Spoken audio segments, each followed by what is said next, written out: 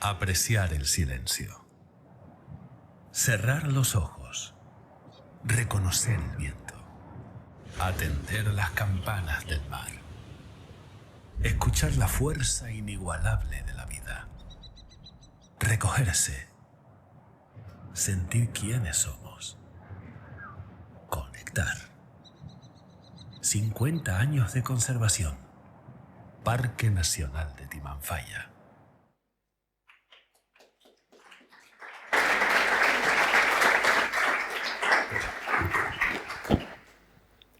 Buenas tardes. Soy Pascual Gil Muñoz, el director conservador del Parque Nacional de Timanfaya. Desde hace unos años estamos observando el fenómeno de que hay una vuelta a la naturaleza por parte de los seres humanos. Yo creo que la naturaleza nos permite conectar con nosotros mismos, aunque sea de forma consciente o inconsciente. De ahí este vídeo que les hemos puesto de bienvenida. En los años 70, César Manrique y Juan Soto ya tuvieron esta visión y construyeron la Ruta de los Volcanes, cuya integración paisajística y respeto por el medio natural fue pionera. Este centro de visitantes en el que nos encontramos, construido en los años 90, también fue pionero en su integración. Nace del volcán y da valor al volcán. En la celebración del 50 aniversario del Parque Nacional, queremos destacar que el ser humano y la naturaleza pueden convivir en armonía. Y esta construcción en la que estamos es un gran ejemplo de ello. Por ello, aprovechando la Semana de la Arquitectura entre el Colegio de Ingenieros y el Parque Nacional, hemos organizado estas jornadas. No me voy a extender porque no soy solo el anfitrión, así que sin más voy a dar paso a Alberto Lasso, decano del Colegio Oficial de Arquitectos de Lanzarote, para que nos presente al protagonista de hoy. Bienvenidos y bienvenidas.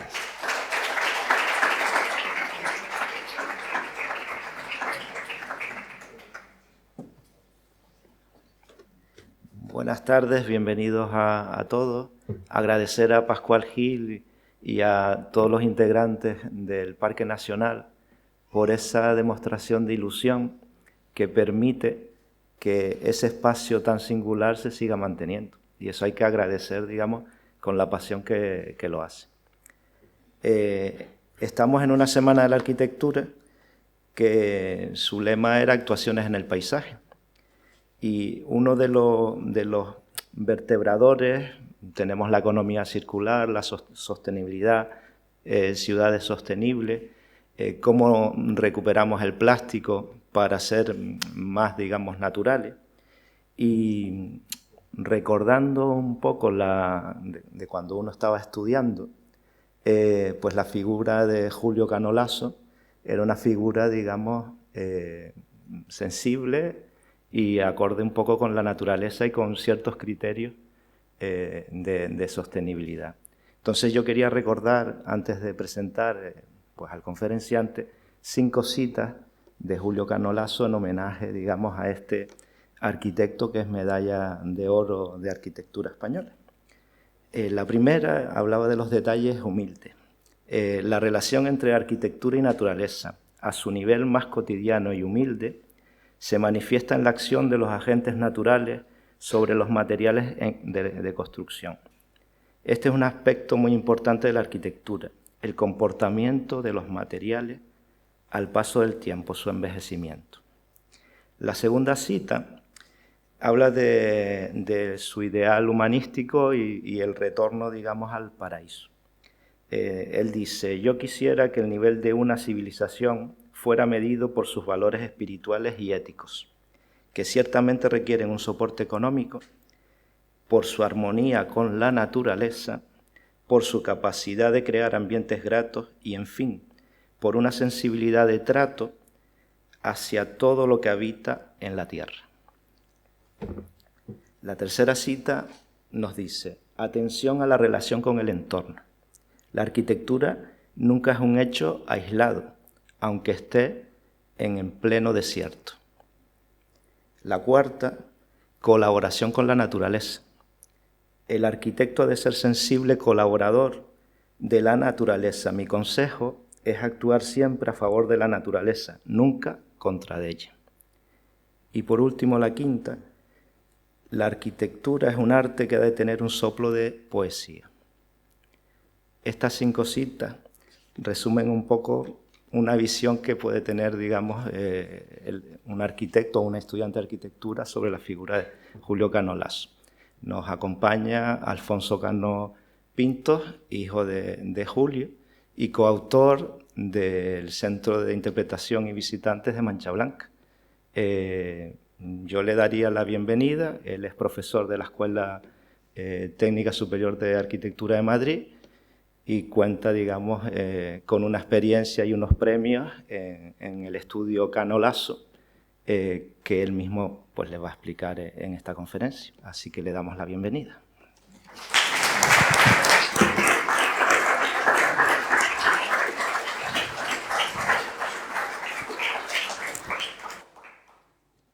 Bueno, pues nada, bienvenidos a todos. Muchas gracias, decano, por la presentación. También agradecer a los que nos siguen por streaming. Han pasado más de 30 años, un poco más de 30 años, desde que estábamos por aquí correteando, moviendo piedras, subidos en los bulldozers, recomponiendo la huella que habíamos dejado en la colada de lava después de hacer el edificio. Quiero tener un recuerdo, o sea, esto es un recuerdo nostálgico de un pasado que ya se fue, ¿no? Y quiero acordarme de las personas que participaron. Entonces, yo qué sé, me acuerdo del jefe de obra, de Pablo, del encargado, de Agapito, que nos invitaba a su queso que producía él y a su propio vino. A los representantes de la empresa, que era Orinsa, que eran, quiero recordar, Marcelo Armas y Javier Escribano, con los que jugábamos al futbito. Entonces, tuvimos aquí una relación muy agradable y entonces han pasado muchos años y nos volvemos a encontrar aquí con la isla y con este edificio.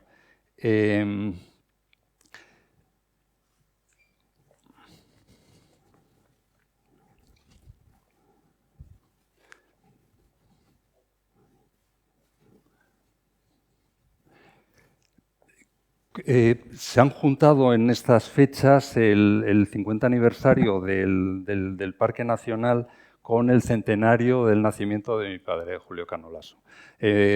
Razón de ello, nos llamó Alberto y nos propuso que que diéramos una charla en la que el hilo fundamental, el hilo conductor, fuera la relación entre la arquitectura y el paisaje y habláramos tanto de la obra, diéramos algunas pinceladas de la obra de mi padre, como del propio edificio en el que estamos y también a lo mejor de cómo eso había influido en nuestro desarrollo de nuestra propia carrera, en nuestro desarrollo posterior, ¿no?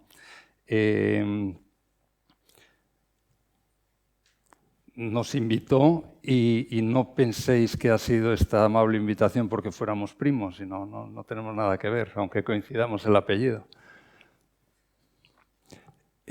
Con motivo del centenario, hubo una serie de actos, exposiciones, conferencias acerca de la obra de nuestro padre y de ella quiero recoger un fragmento de lo que dijo William Curtis, que es un prestigioso, no sé si esto, perdón, un prestigioso crítico de arquitectura, dijo, William Curtis decía que Julio Cano Lasso es uno de los arquitectos más importantes de un momento muy interesante del panorama arquitectónico español y lo distingue de los demás por cómo responde al clima, al paisaje y a las tradiciones constructivas del lugar. Yo creo que con esta pequeña frase nos estamos poniendo ya en buena disposición para cumplir el objetivo de lo que nos decía Alberto, ¿no? Es decir, que la preocupación de mi padre sobre esa adecuación al paisaje, al clima, a las condiciones constructivas tradicionales del lugar, nos ponen en una buena disposición para desarrollar el tema que hoy nos corresponde.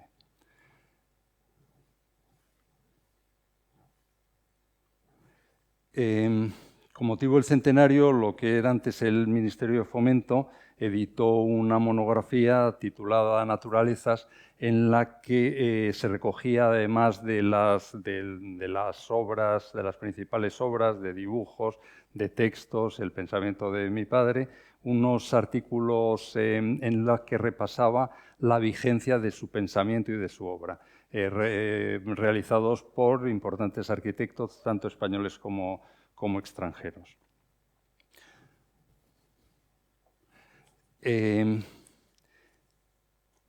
La relación entre el paisaje y la arquitectura es una cuestión fundamental, un eje fundamental en el pensamiento de mi padre, ¿no? Es decir, el entendimiento de cómo interactúan todos los elementos formando una unidad. Y de esto, en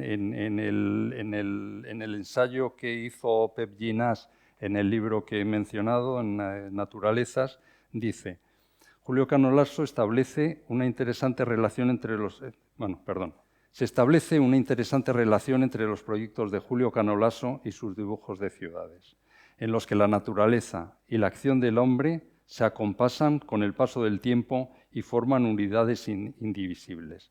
Vemos aquí cómo la vegetación de las huertas que hay al pie de la Catedral de Santiago, las edificaciones más menudas y los edificios más importantes, como el Palacio de Rajoy, se suman a la catedral y forman como una unidad indivisible, ¿no? Entonces, este es un dibujo que realizó mi padre, está vista infinidad de veces. Estaba preocupado por la posible desaparición de las huertas y del arbolado que había al pie de la ciudad, que le parecían que era absolutamente fundamental en la composición urbana.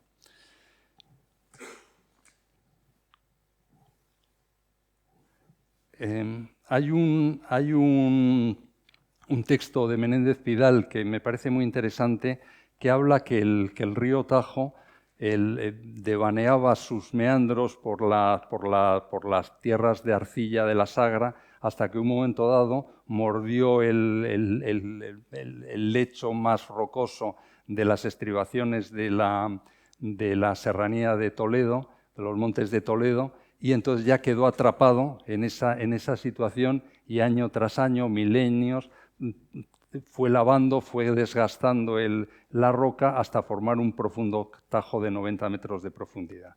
Ese tajo que es el que da nombre al río. En este dibujo mi padre dibuja la parte de los cigarrales, que es la vegetación proveniente, relativa a los montes de Toledo, el color de las encinas, de los olivos, la zona de huertas y la tierra rojiza de arcilla de la Sagra, y dibuja la ciudad como construida con arcilla y trazada las estrechas calles, las profundas y estrechas calles, como trazadas con buril, ¿no? Entiende como que arquitectura, ciudad y naturaleza son una misma cosa, pertenecen a un mismo objeto de estudio. Quizá de los proyectos de mi padre que tienen una relación más intensa con este edificio en el que estamos es la Universidad Laboral de Almería. La Universidad Laboral de Almería está en unas condiciones paisajísticas extremas, como este edificio, al estar en el desierto de Almería, un clima hostil y con gran potencia evocadora.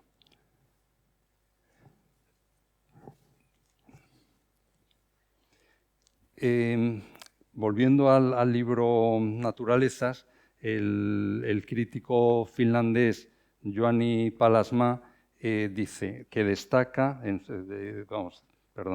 su ensayo que la obra de Julio Cano Lasso es de gran modernidad, pero con raíces profundas y tremendamente intemporal. En este edificio podemos ver un sistema de 4 ejes que se cruzan en una plaza.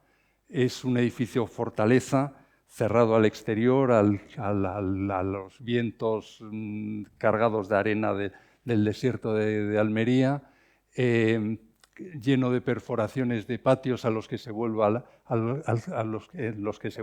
la vida, y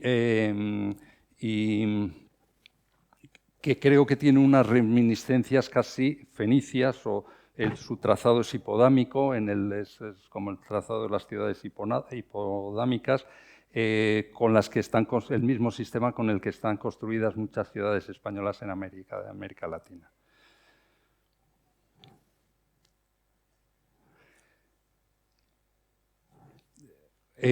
Juan Navarro Valdebec, cuando también en el ensayo que hace en el libro Naturalezas, dice: recuerda la fuerte impresión que le causó la primera vez que visitó la Universidad Laboral de Almería.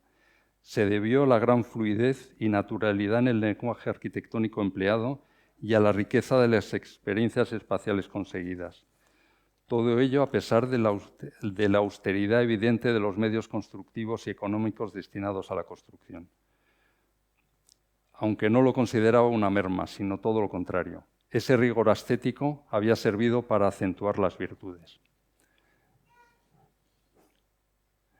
Vemos el espacio de relación, la plaza central sobre la que gravita y gira toda la construcción de la Universidad Laboral. Con el mismo programa que la Universidad Laboral es del año, no sé si es 70 o 71. 3 años después, en el 74, desarrolla otro programa, exactamente el mismo programa, pero en una localización completamente distinta, en Orense. El mismo programa tiene 2 respuestas arquitectónicas absolutamente diferentes. ¿Por qué? Porque están en relación con el paisaje y con la tradición del lugar. En este caso, el plano está orientado como estaban orientados los planos antiguos, con el sur hacia arriba, que es hacia donde mira la edificación. La Universidad Laboral está en el borde de un crecimiento de la ciudad que queda en esta parte de abajo, y la parcela tenía en su parte sur una zona boscosa y en esta parte una gran prominencia de roca. Entonces, toda la edificación se dispone y se coloca en función de esas condiciones paisajísticas.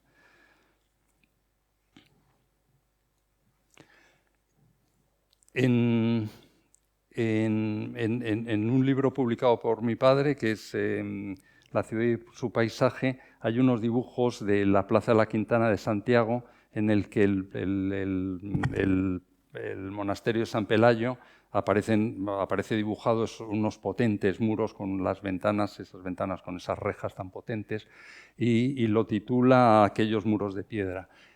Cuando hace la Universidad Laboral de Orense, a la zona que da a la ciudad, opone unos muros potentes en referencia a esos de San Pelayo, mientras que la parte que da hacia el sur se abre con galerías, reinterpretando la tradición gallega. Las galerías funcionan como un colchón climático, produciendo el efecto invernadero, abriéndolas producen ventilación. Entonces, para un clima lluvioso y frío en algunos momentos, es una solución perfecta que con un no gasto energético consigue un confort en su interior. Y luego, a diferencia que el de Almería, que la zona de relación era una plaza exterior en la que había zonas en las que se puede uno proteger del sol, en este edificio de Orense los espacios de relación son interiores, pero tiene una gran preocupación por el tratamiento de la luz natural y la relación entre el interior y el exterior de la edificación.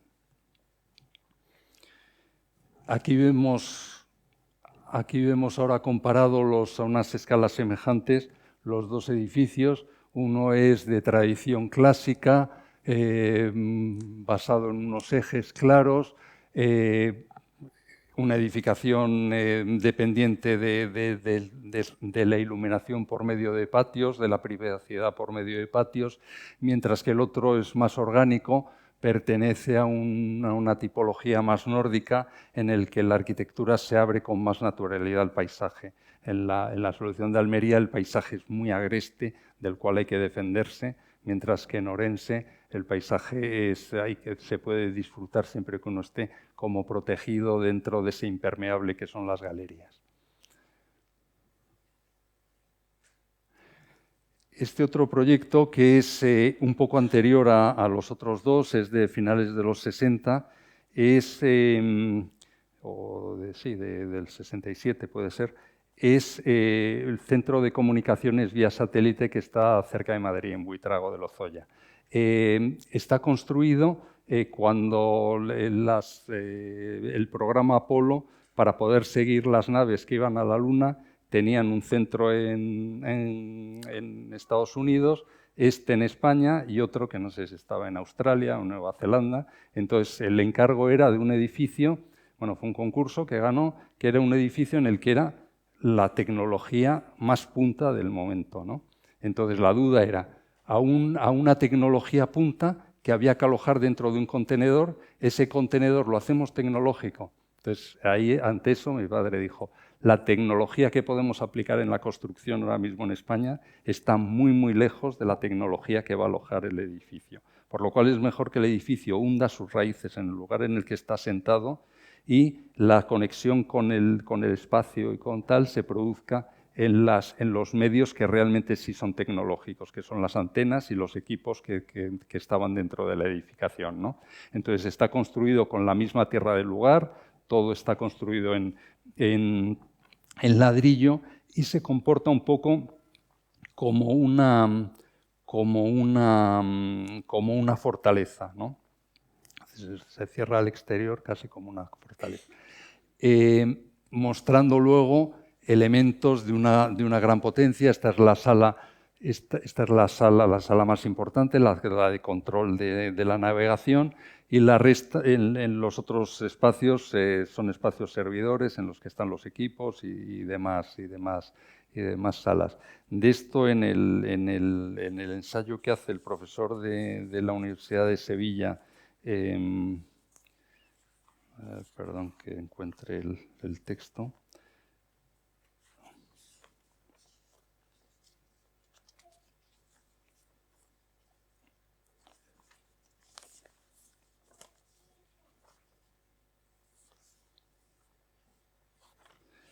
Sí, el profesor de la Universidad de Sevilla, Ángel Martínez García Posada, titula su ensayo Figuración y abstracción en la materia. Yo creo que está muy bien tirado ese título con respecto a lo que está proponiendo este edificio, ¿no? Es un juego volumétrico en el que cada función o cada elemento se diferencia de los demás, generando una escala adecuada al lugar en el que está sentado y con una gran fuerza expresiva.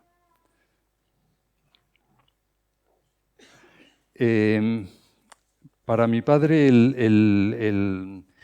los dibujos eran un sistema de pensamiento, es decir, que un método absolutamente de preguntarse y obtener respuestas que van muchas veces mucho más allá de lo que uno se está planteando, ¿no? El dibujo tiene la capacidad de contestarnos cosas que uno no ha preguntado, ¿no? Entonces, cualquier proyecto lo dibujaba infinidad de veces, probaba un material, probaba otro, iba descubriendo cosas, iba adaptando su concreción en función de esas experiencias. Vemos como el edificio es casi una fortaleza, una atalaya dispuesta en el paisaje. Es decir, la relación, en estos casos, la relación con el paisaje es como un elemento que pertenece al lugar por su materia, pero que no quiere modificar el paisaje natural, sino simplemente quiere insertarse en él, ¿no? Vemos como esto es el mismo monte que podía haber antes de hacer el edificio, el mismo tipo de vegetación sigue conservándose ahí. Luego tiene, como veíamos también en Almería, un patio central, que es el espacio de relación, en el que, alrededor del cual se producen todas las circulaciones. Claro,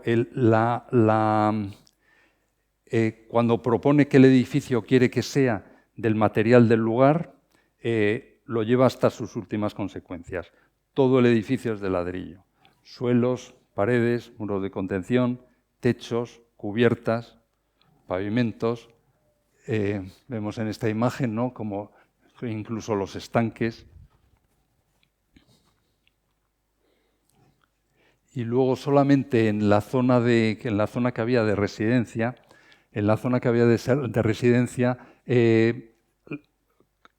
la escala es más menuda, o sea, ya no es un edificio tan vigoroso, es un edificio que tiene más vibración y lo acompaña con una cierta vegetación, con un cierto jardín, ¿no?, con un jardín, como humanizando el espacio que es de carácter más doméstico. Luego pasamos a ver ahora su casa estudio en la Florida. Hacia el exterior coloca un muro ciego, esta es su expresión a la calle, un muro ciego que solamente tiene una ventana que da un espacio que es también exterior. Entre la casa y el exterior interpone una serie de celosías y tapias. Y luego en la parte del jardín, no sé lo que ha pasado, esta imagen se ha cortado, era más amplia. En la parte del jardín la vegetación se aproxima, la arquitectura es como que da un paso atrás y convierte al jardín en absoluta protagonista. Lo que se pretende en esta casa es habitar un jardín, que la casa casi que desaparezca, quiere como borrar la casa y esta es una foto que luego con el paso del tiempo el jardín abruma más la casa y casi no se ve nada de casa, solo es jardín. A mí esta foto me gusta mucho porque tiene este elemento en el que vemos, que es una casa, un edificio, en el que vemos una ventana.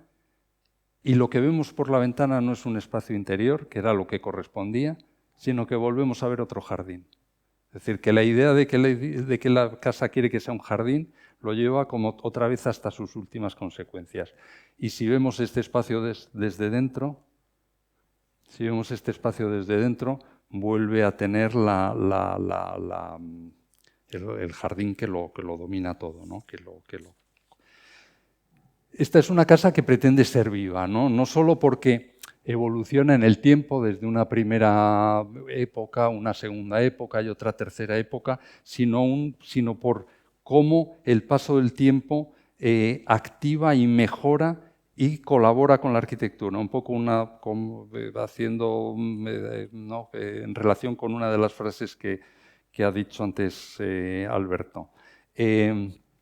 Para esto hay una cita también de Francesco Venezia que yo creo que está muy bien, que dice: calificaba como un valor muy positivo en la obra de Julio Canolaso la acción poética del tiempo. Es decir, hay que colaborar con la naturaleza para conseguir que la naturaleza nos responda con creces, Bueno, y luego, para seguir con el reto que nos había puesto Alberto, de decir qué relación puede haber entre este edificio y la obra de mi padre, de Julio Canolaso, pues no sé, ahora empezamos con el recorrido por el edificio. Esta es una foto en la Sierra de Madrid, soy yo con mi padre. Y aquí entonces empieza la aventura de Lanzarote. Fue un concurso de finales de los 80 en el que el lugar era impresionante, con una fuerza expresiva tremenda. No sé si exactamente esta foto es del lugar, pero bueno, era ese mar de lava encrespado en el cual era un reto absoluto para nosotros. Bueno, los autores del proyecto pues son Miriam Abarca, Benjamín Cano, Jorge Corella, Eduardo Cosín, Paco Fariña y yo mismo. Que éramos un grupo de amigos, de compañeros, muy jovencitos, que tuvimos la suerte de participar en el concurso, de apostar fuerte y, ganarlo, ¿no? Desde el principio creíamos que cuando empezamos, que este era un ejercicio, un proyecto en el que había que proponer una relación muy potente entre el paisaje y la arquitectura, entre el blanco y lo negro, como en este cuadro de Franz Kline, ¿no? En el que pugnan y luchan los potentes trazos blancos con los negros. En las bases del concurso avisaba o prevenía contra la posible contaminación visual que podía significar el edificio, y casi parecía sugerir que el edificio debía ser enterrado, un poco como algunas actuaciones de César Manrique, en las cuales la edificación casi se diluye. Lo estuvimos pensando y nos parecía que no debíamos considerar a la arquitectura como un contaminante visual, sino que creíamos que la arquitectura debería de colaborar con el paisaje y enriquecerse mutuamente, que el paisaje saliera reforzado y saliera potenciado por la introducción de la arquitectura y que la arquitectura dependiera de ese paisaje en el que está. Hicimos esta apuesta fuerte en el concurso, estaba, creo recordar, que Said de Oiza en el jurado y, gracias a Dios, obtuvimos el primer premio. En las ideas del concurso eran, por una parte, el que debía tener una cierta visibilidad lo que estábamos construyendo, y luego hay un problema de una topografía extraordinaria en la que se proponía. O sea, la maqueta coincide con el solar que proporcionaban para el concurso. Las diferencias de cota son muy grandes, y entonces aquí estaba el problema de cómo calibrar el edificio en cuanto a su altura altimétrica para conseguir que quedara en unas partes abrumado por la lava, por el encrespado mar de lava, por el mal país, y en otras partes que emergiera. Y que esa situación aprovechara lugares especiales como para generar unos miradores arriba y abajo y demás. Entonces, esta maqueta, digamos, nos sirvió para poder calibrar y disponer los volúmenes. Por otra parte, era una arquitectura que tenía que estar integrada en el paisaje. Hacíamos este plano y en este plano utilizamos los croquis que habíamos desarrollado para construir el mar de lava alrededor de la edificación.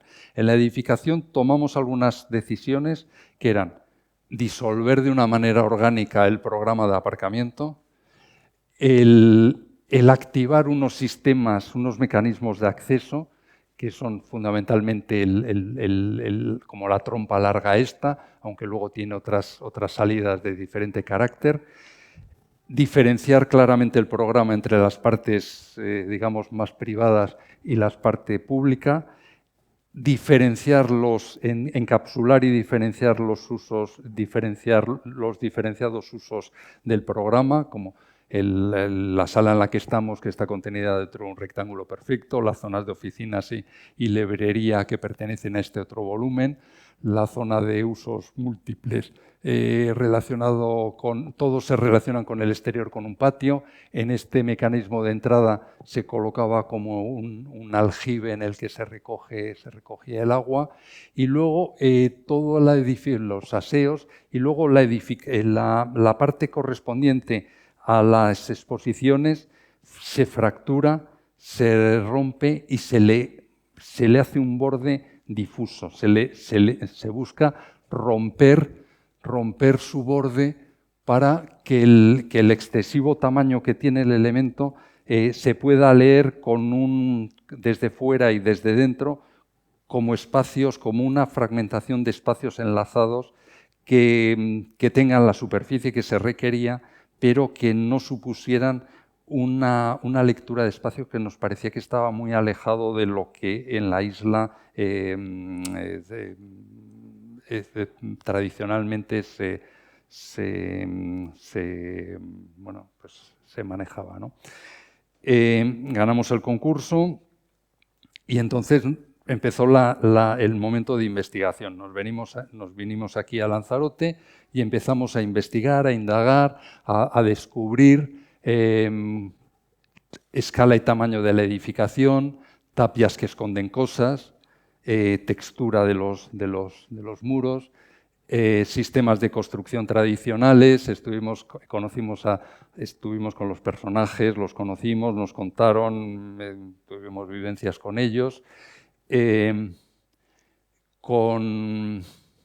Creo recordar que se llamaba Abreu, que era el último constructor de molinas de viento, como él decía, de la isla. Nos enseñó sus plantillas, las plantillas con las que había que hacer. Nos decía que las molinas no podían tener nada de hierro, que era solamente ensamblaje de madera.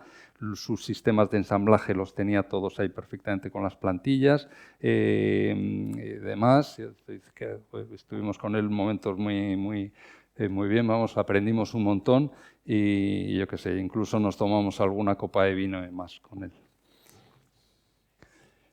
Al final, la conclusión es que la arquitectura de Lanzarote se define por la naturalidad, ¿no? Es decir, vemos como que aquí, compositivamente, el elemento se escalona con libertad, los huecos son pequeños, está bastante cerrado al exterior, los interiores son frescos porque están un poco en penumbra. Incluso en Teguise había un palacio en el que los techos estaban construidos con madera y lava volcánica, o sea, techos negros, techos oscuros. Siempre hay filtros entre el interior y el exterior, no hay una relación muy clara. Las ventanas son de madera, solamente tienen una pequeña porción de vidrio, sirven para ventilar, casi para la iluminación es una cuestión que hay que controlar, es como una diafragma que hay que abrir y cerrar para no pasarse. Y bueno, entonces empezamos con el proyecto, este era el lugar, cuantificamos perfectamente las cotas altimétricas del mismo y la solución que desarrollamos en el proyecto se parece mucho a la del concurso, salvo que bueno, la estructura inicial dentro de la sala había muchos pilares que nos ayudaban al entendimiento fragmentado del espacio y que en esta solución pues liberamos para que el uso pudiese ser más flexible. Estos alzados y secciones eran muy importantes para poder calibrar el grado de flotabilidad de la edificación y cuánto, por ejemplo, el salón de actos queríamos que emergiera pues, muy ligera, siendo un gran volumen, que emergiera ligeramente, pero adaptándose a la topografía real del lugar, poder encontrar la oportunidad de tener luego un lugar en el que poder salir y estar por encima de la lava en el cual poder generar un mirador. En este está bueno, también elaborado el mecanismo, vamos, la manera de entrar, de llamar, que luego bueno, ahora lo veremos. Más con las secciones se hizo un corte en la colada de lava del volcán, llegando a su sustrato anterior a la erupción del siglo XVIII, en el cual se puede ver la estratigrafía, o no, la estratigrafía en este caso no, la composición completa de la colada. Y entonces, bueno, empezamos con el edificio, a construir el edificio. Queríamos que los elementos, al no tener ninguna referencia escalar, no se sabe si son grandes o pequeños, y que adquirieran una independencia entre ellos y estuviesen como flotando en este encrespado mar de lava. Cuando estábamos en la situación que se empezaba a construir el edificio, empezó a haber en la prensa una contestación importante porque el edificio tenía presencia. Entonces ahí tuvimos un momento un poco de complicado y tuvimos la gran suerte que César Manrique vino a ver el edificio. Luego no lo vimos nosotros, nos lo contó el jefe de obra, que lo estuvo viendo, y la Fundación hizo una nota de prensa o escribió un artículo defendiendo la oportunidad de la obra. Entonces tuvimos, gracias al apoyo de César, conseguimos que el proyecto no pudiera llegar a embarrancar, ¿no? Es decir, que nos dio ese apoyo, nos dio el aval y pudimos seguir adelante.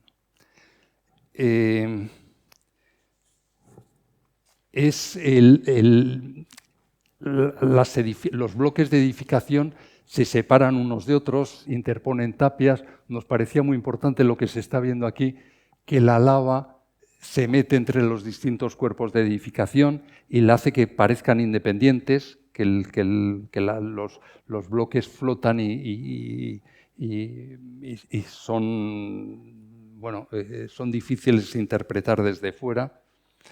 El mecanismo de entrada en el que hay un gran muro blanco que sale a recibir al visitante con el rótulo del parque y una marquesina que sale como protección para proteger. Esta marquesina, que ahora no existe, nos parece que era un elemento interesante y importante, ¿no? Porque en esta marquesina se va produciendo una acomodación del ojo, de la vista, desde la luz intensa del exterior, normalmente una luz muy, muy intensa aquí en Lanzarote, a estos interiores que se busca que tengan una cierta penumbra como confort visual y climático. Entonces, este elemento calado que produce estos puntos de luz nos van acomodando en ese tránsito según vamos descendiendo y metiéndonos en la profundidad de la lava hacia el edificio. Esta es una vista extraña en la que se ve casi todo el edificio. Para hacerla hay que subirse a un promontorio que está ahí al lado. No es una vista que habitualmente se vea, pero queríamos también enseñar cómo el edificio se comporta de una manera global, ¿no? Y luego estas otras imágenes en las que los elementos flotan en este encrespado mar de lava como elementos abstractos, independientes. Vemos unos cuantos de ellos, ¿no? La lava está por delante, la lava está por detrás, la lava está arriba.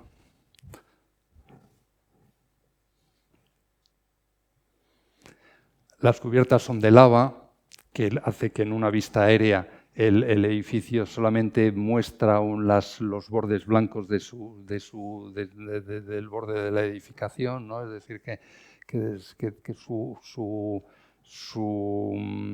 es, digamos, como muy poco invasivo en su presencia. Luego hicimos un catálogo de encuentros entre el edificio y el mar de lava y el Malpaís. En este caso sacábamos los muros que forman el patio que da un ventanal que hay ahí, generando la ilusión de que la colada de lava había tapado una edificación anterior. Incluso la lava presiona y hace que parezca que este ventanal está como en riesgo porque el avance de la lava va a acabar entrando en el edificio. Los interiores van a techos oscuros de corcho. Había un doble recorrido entre la entrada y uno de salida por la tienda para introducir la luz en el interior, que es un espacio de mucha dimensión en planta. Se hacían lo que llamamos fanales de luz, que permiten una entrada de luz como más controlada. Y luego la salida hacia los miradores. Se produce una compleja relación entre estructura, muros y cerramientos, en las cuales, yo creo que está muy elaborado y produce esta situación como muy dinámica y yo creo que muy interesante. El mirador, construido a base de chapones, aprovechando la oportunidad de asomarse y ver el siguiente valle. Se acompaña con un brazo de lava que casi entra en el edificio. El pavimento interior del edificio sobresale más que la lava que entra. Se produce una interacción entre los elementos exteriores y los interiores. Los chapones. Cuando estuvimos en el proceso de investigación previa, también estuvimos en el puerto con unos caldereros que luego fueron los que construyeron el rodamiento de bronce que sirve para que esta puerta funcione. que eran los que arreglaban, yo qué sé, las juntas de los motores de la hélice, que está construido de una manera semejante. Bueno, aprovechamos las oportunidades que nos permitía la variación topográfica para tener estos miradores elevados. Dentro siempre había una referencia al exterior, aunque no se viera, vemos avanzar siempre lava por algún sitio, aunque estamos en un horizonte que está cortado con un muro blanco. Las circulaciones tienden a acabar en el infinito, saliéndose del edificio. Se hace un juego en el que los elementos sustentantes y paredes no llegan a tocar el suelo, la alfombra de madera se mete debajo de ellos, los suelos son de lo tradicional que se hace aquí, de pino de Riga, de Honduras. Elementos de pedrería exterior se meten dentro del edificio para conseguir esa disolución entre interior y exterior.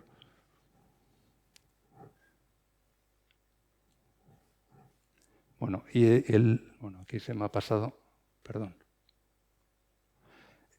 Lo que decíamos antes del corte de la colada del volcán para llegar hasta el sustrato anterior, que construye este espacio, como esta cueva inferior, en la que la escalera está construida tallada en la propia piedra, o casi tallada en la piedra.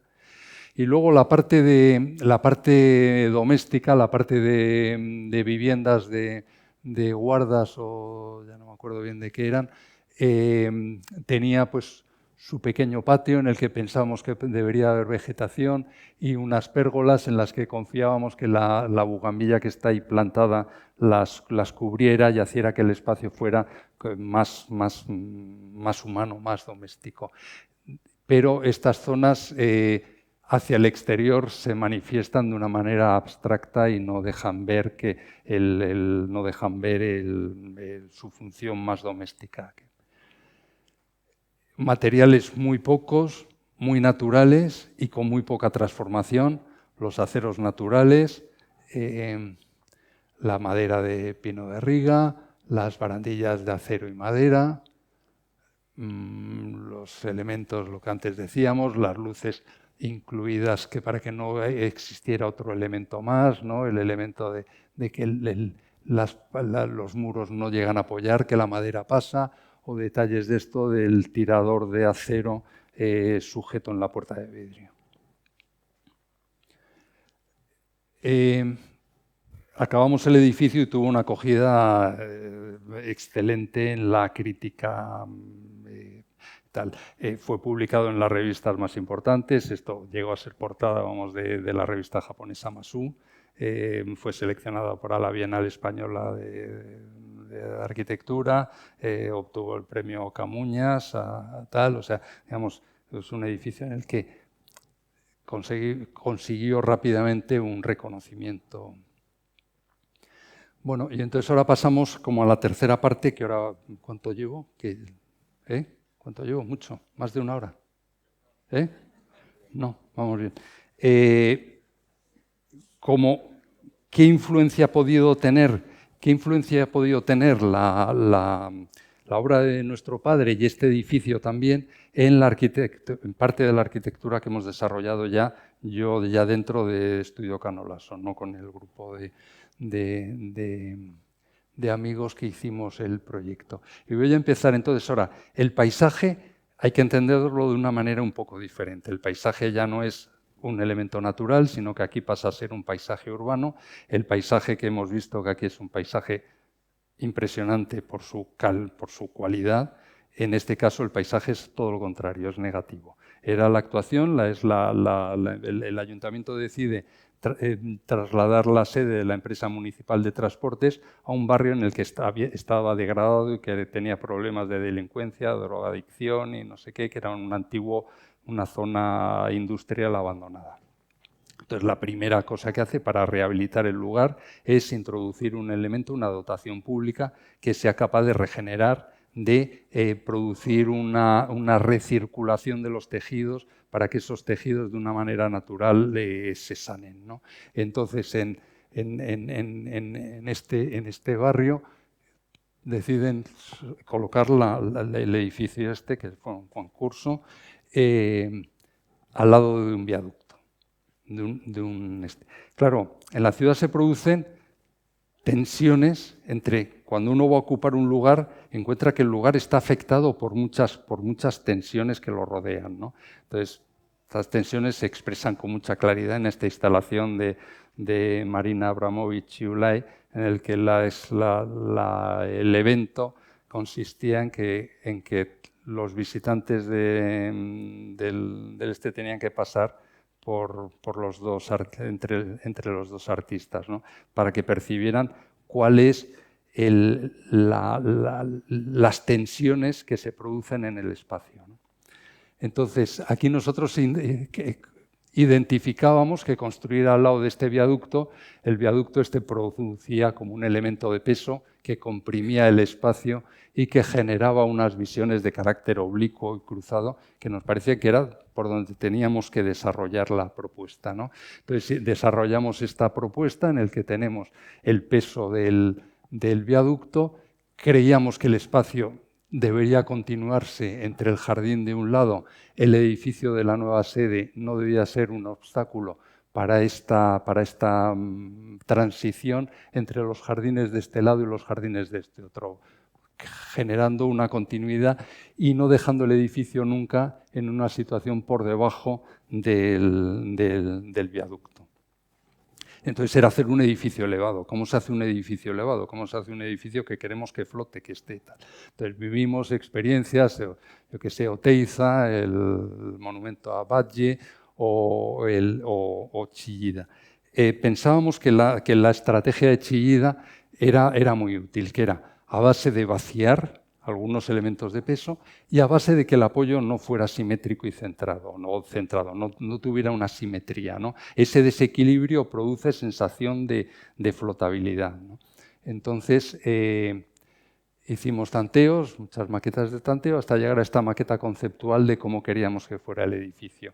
Un bloque más pequeño, cerrado hacia el lado del viaducto, y un bloque elevado al otro lado y protegido del ruido del viaducto. Para eso había que construir una macroestructura. Son vigas de acero de 90 metros de largo y un canto de 5 metros o 3,5 y 5 metros en los extremos, en los voladizos. Entonces, esto se construía, venía todo prefabricado, se construía en el suelo, se apoyaba encima de los bloques de comunicación de hormigón y escaleras. La colocación debía ser absolutamente precisa sobre unos apoyos de neopreno.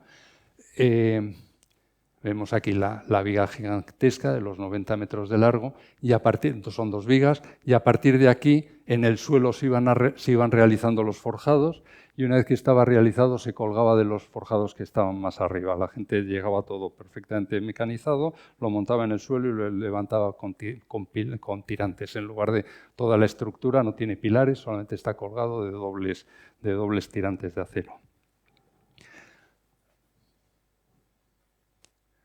Luego el edificio se carena con una religa de chapa metálica, y la zona más de oficinas está cristalada con estos parasoles, creando estas profundidades y tal, un poco en la estela de lo que proponía la escultura de Chillida, ¿no? Quedando el edificio completamente levantado del suelo. Vemos el elemento que forma la fachada, esta religa metálica. Entre los dos edificios se proponía una escalera de carácter así más escultórico, en este color rojo, con estos detalles, y este era el espacio en el que luego la empresa municipal de transportes lo utiliza para los eventos, para presentar nuevos autobuses y demás, y toda la zona de trabajo se produce por encima del nivel del viaducto, sin quedar afectado por él. este otro edificio que está en una situación ya mejor en la Feria del Campo, en la Casa de Campo de Madrid, en una posición dominante que tiene unas vistas excelentes de la cornisa de Madrid con el Palacio Real y la Catedral de la Almudena, el Viaducto, San Andrés. El edificio queríamos que no se viera desde la cornisa, entonces es un espacio multiusos, un palacio de deportes, sala de eventos y exposiciones. Entonces aquí utilizamos esta de encajarlo en el terreno. Había un antiguo graderío hecho por Francisco de Asís Cabrero para la Feria del Campo, en el que le dábamos continuidad en el graderío interior, y el edificio levanta escasamente 8 o 9 metros del suelo de este, y del otro pues 5 o 6 metros, ¿no? Era un ejercicio en el que generábamos una serie de pieles sucesivas para conseguir el control climático. El aire acondicionado, antes de expulsarlo fuera, se metía en esta cámara entre vidrios y se presurizaba. Se dejaba escapar poco a poco, servía como colchón, y el edificio se comportaba pues como una especie de juego de piezas que tiene, hay una zona que tiene religa metálica por delante, otra zona que los vidrios son translúcidos, y la parte que da norte los vidrios son transparentes. Entonces todavía durante la construcción. Bueno, podría hablar mucho de la geometría del cuadrado, del círculo dentro del cuadrado, dentro del círculo, pero yo creo que vamos a aligerar un poco. Es un edificio que tiene que ser tanto para deportes como para ferias y otros eventos, por lo cual tiene que todo su graderío es retráctil, se puede tal, y genera un gran espacio, hay que generar un gran espacio interior, ¿no? Vemos como una configuración deportiva. Aquí el problema es cómo construir una gran estructura de, me parece que eran 120 por 110 metros de diámetro, ¿no? Entonces la cuestión es que funcione por forma. Es como una especie de rueda de bicicleta en el cual los tirantes trabajan una gran tensión, y se consigue pues con una cantidad de hierro bastante reducida conseguir este espacio absolutamente diáfano en el interior. Estas fotos que creo que son muy interesantes de cuál es el proceso constructivo, que también tiene una historia bastante larga, que es tal, pero que creo que no es el caso contar. Momentos de la construcción y cómo quedaba el edificio acabado desde la zona en la que se asentaba en una vaguada, desde la parte baja de la vaguada. Tenía otro edificio auxiliar que era absolutamente ciego, que estaba construido con chapa de zinc, que estaba como incrustado en el terreno, como esta instalación de Michael Heiser, en el que hace una perforación, una excavación, y deposita un objeto diferente en la excavación, ¿no? Como estos muros de hormigón con una textura muy potente en comparación con la caja esta de chapa de zinc.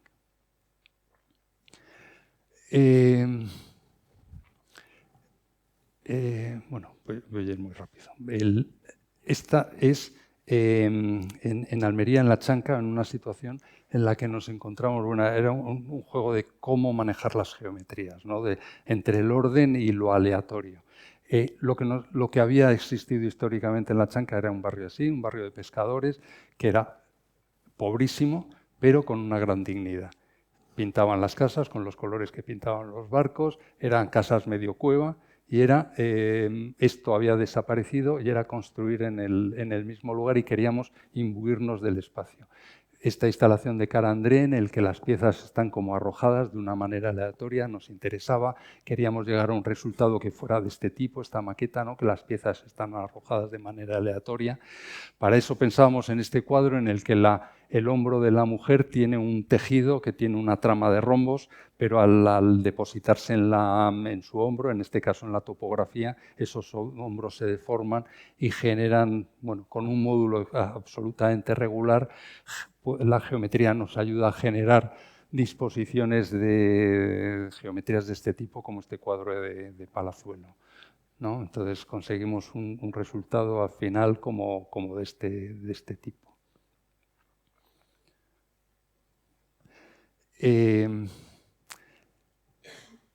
Aquí en los ejemplos que he puesto antes, bueno, no sé si del todo, si de una manera muy ordenada, habla como de una lectura de qué ocurre en el lugar, qué pide en el lugar y cómo se responde, con qué arquitectura se responde, ¿no?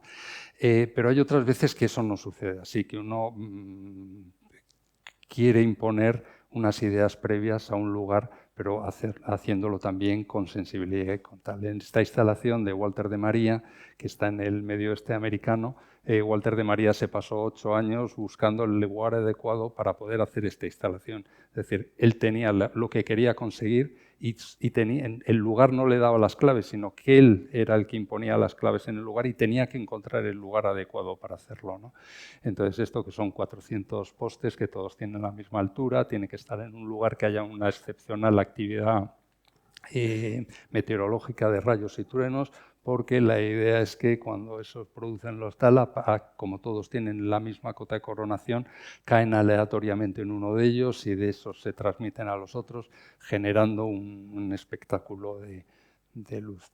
Entonces, en este caso, digamos, aplicamos, el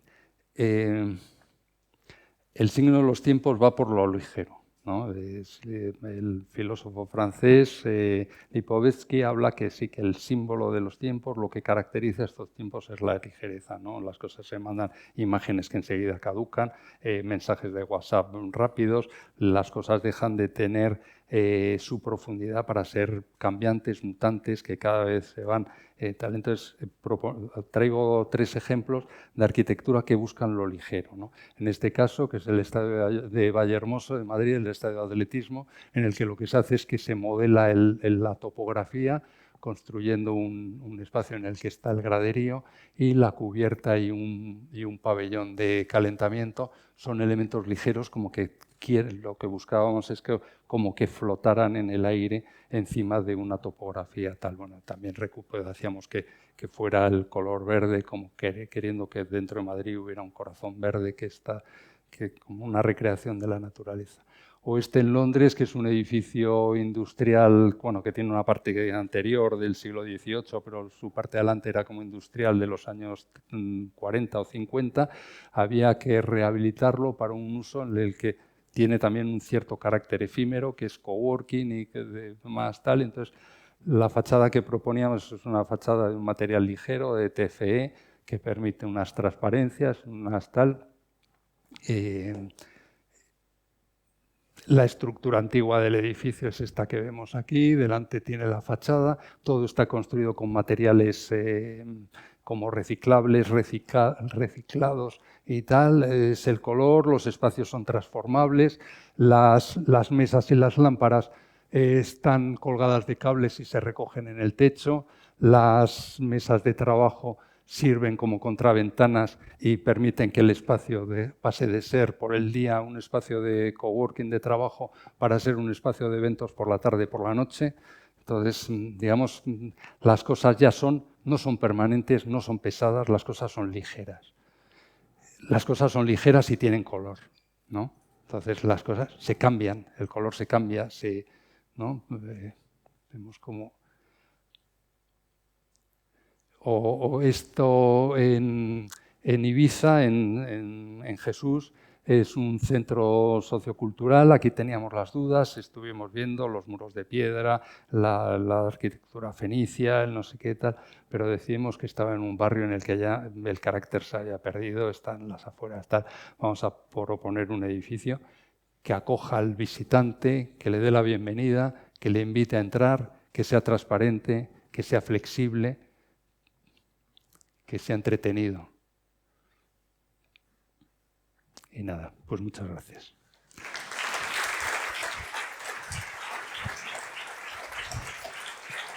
Pues, muchas gracias.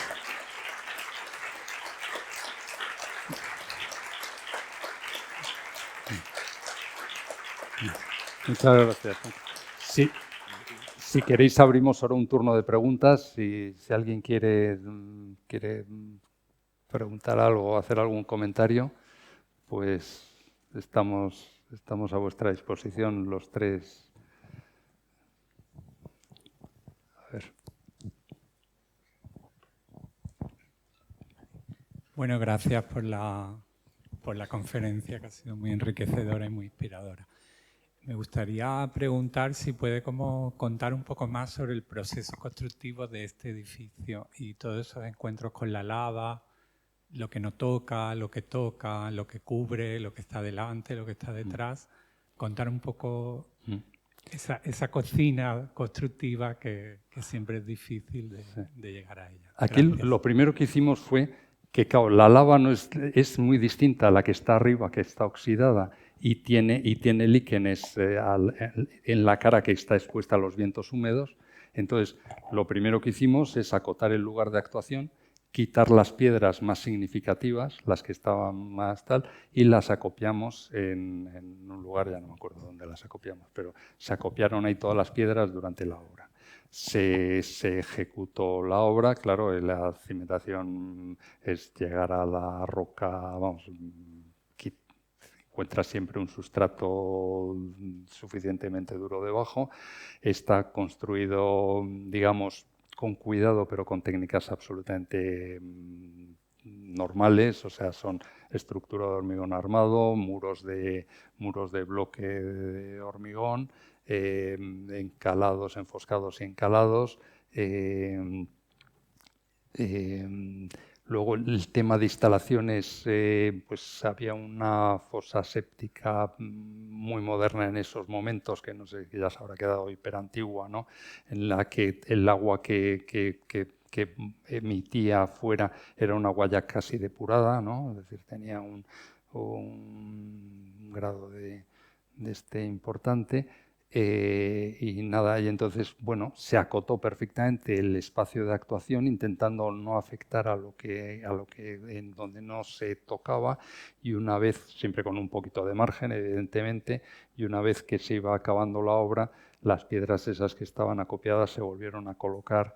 Y era lo que decía al principio, eso que vinimos aquí, nos subimos a las excavadoras y a los operarios, pues venga, esta me la pones aquí, esto me lo pones allí, empuja aquí, esto queremos que tenga esta conformación, esto otro, aquí que levante un poquito más, y entonces íbamos disponiendo los distintos elementos, ¿no? Es decir, en cuanto a construcción, pues eso, pues yo creo que es muy sencillo. Contamos, pues eso, con una empresa constructora que fue capaz de conseguir. Yo creo que además era un momento en el que los oficios tradicionales todavía tenían una cierta vigencia, entonces la madera pues está bien trabajada y es tal, o los aceros, o sea, incluso bueno, lo que contaba antes de conseguir esa puerta que tiene un gran par de fuerzas, el que su sistema de giro es el que se utiliza en motores de barcos o de hélices de barcos, no sé, vamos, en bronce y tal.